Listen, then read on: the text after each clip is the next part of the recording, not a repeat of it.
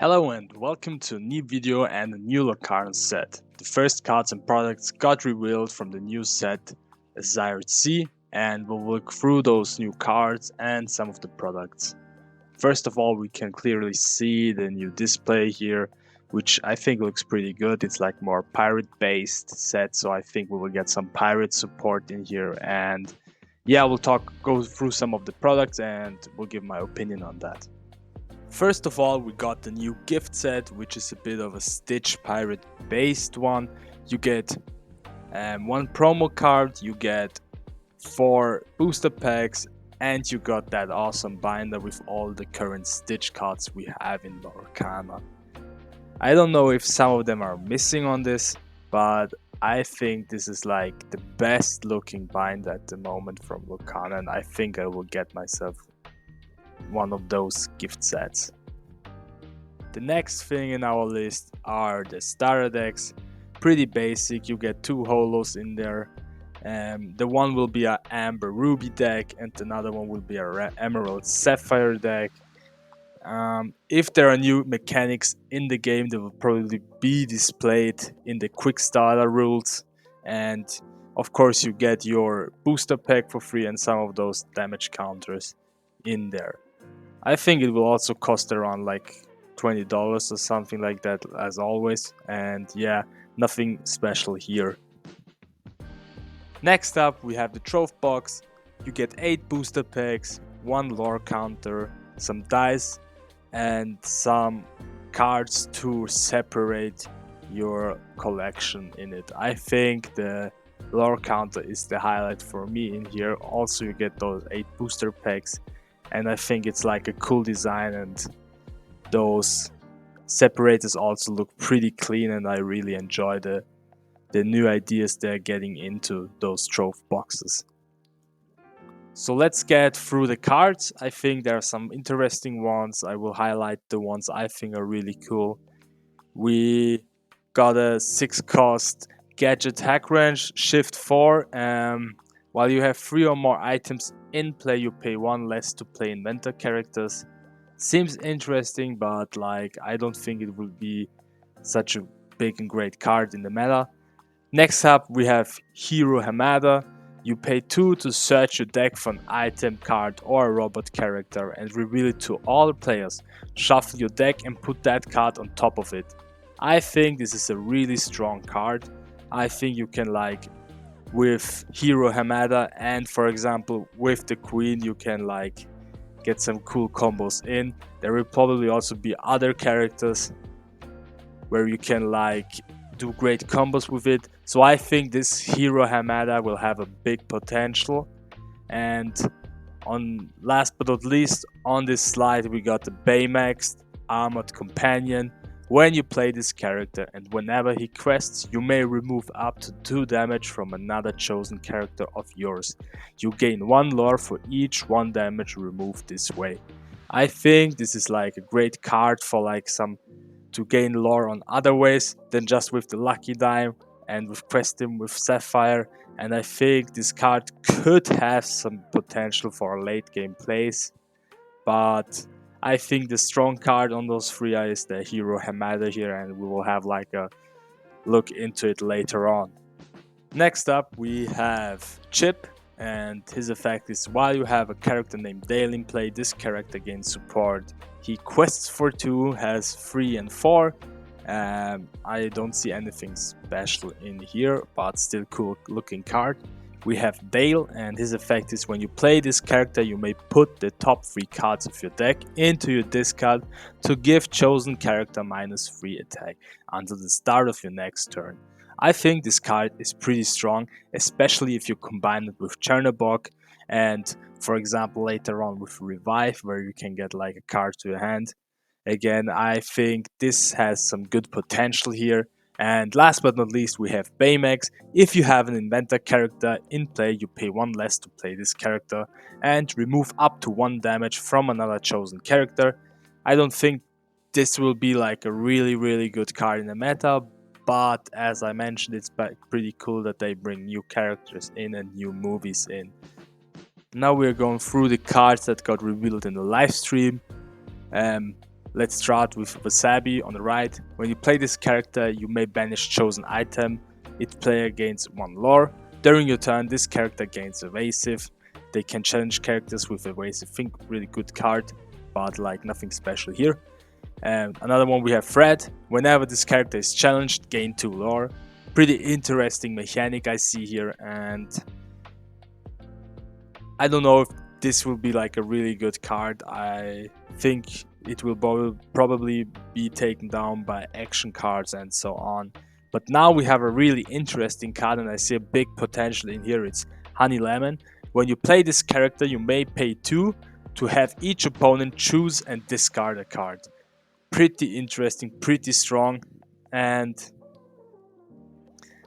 I think it has some really great potential, especially for all those discard stack. And yeah, I think we will also be a step closer to get those really strong discard stacks back in the meta. Currently it's like a bit low on them, but I think in the next few sets we will see some support on discard back in the game. Next up in our list we have Tigger.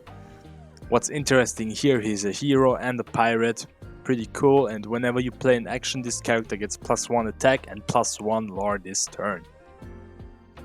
Next up we have Jim Hawkins, who has Bodyguard, and when you play this character, look at the top 4 cards of your deck. You may reveal any number of pirate characters cards and put them into your hand. Put the rest on the bottom of your deck in any order. I think it's a really strong card, but the thing is it costs like 7 ink, and that's pretty much for a 4/7 that quests for 2. The effect is pretty cool, but I think there are like other characters that can have like the same, that had the same potential in here and cost less. Now we have another legendary here. It's Yzma, and if you have, you can exhaust her, and if you have fewer than 3 cards in your hand, draw until you have 3 cards in your hand. So basically you can play this card in like an hyper aggro deck, for example, and try to get that drawing easier in those decks, and I think that's a good support for hyper aggro. I think it also has a fair cost of 4, and I see this card maybe being played in hyper aggro in the next set. We will see. Now we come to one of my favorite cards in this set at the moment, is Go-Go Tomago. It has evasive, costs 2, and the effect is when you play this character, you may pay 2 ink to gain lore equal to the damage on chosen opposing character. This is pretty strong against those beat sticks that have like 8 or so lives, like Tamatoa for example. So you're just attacking with all of your characters in it, or you attack like it has like 7 damage counters on it, and then you play Go-Go Tomoko and you like earn 7 lore in like 1 round, in like 1 move for 4 ink. That's amazing. It's really strong. I can see this card being played a lot in those green decks. Then next up we have Dale. This character enters play exerted unless you have a character named Chip in play. Again, like a theme based card, and we also go through Chip. When you play this character, chosen character gets +1 lore this turn, which is also pretty good, and could potentially be used in those hyper aggro decks maybe. Last but not least, we have Hero Hamada and Galactic Council Camber. Hero Hamada, your other inventor's characters gain resist +1, and you may pay 2 to look at the top card of your deck, put it on either the top or the bottom of your deck. Really good to search up for some of those cards, dig in your deck. I think 4 is a bit much for this character, but I can see this card maybe being played in a blue deck, but there are like better options instead of Hero Hamada. And then we have a really interesting new location, the Galactic Council Chamber, and while you have an alien or robot character here, this location can't be judged. This is a really interesting card, especially if we get like an alien or a robot that has evasive within him, so this card could like potentially lure up you for like at least 3 or 4 lore at the first 3 or 5 turns, 3 to 4 or 5 turns. I would say you can like gain a lot of lore with this card. Pretty interesting one, and let's see what alien or robot cards we are getting in the future. Also, the dates for the European Championship got revealed December 6 to 8, 2024. I can see that there will be also maybe be like a last chance qualifier for this. That's why it takes like 2 or 3 days here. So I think there will also be like people who didn't have the chance to qualify will have the chance to qualify like 1 day before the event starts, which is pretty amazing and gives you like another opportunity to enter that European challenge. Same for the North American Championship, January 10th to 12th, 2024. I think it's like 2025 here. I think they did a mistake in here. But yeah, same as the European Challenge, you will have like probably a last chance qualifier on the 10th, because I don't think the event will go like 3 days without like side events and so on. So pretty cool, pretty interesting.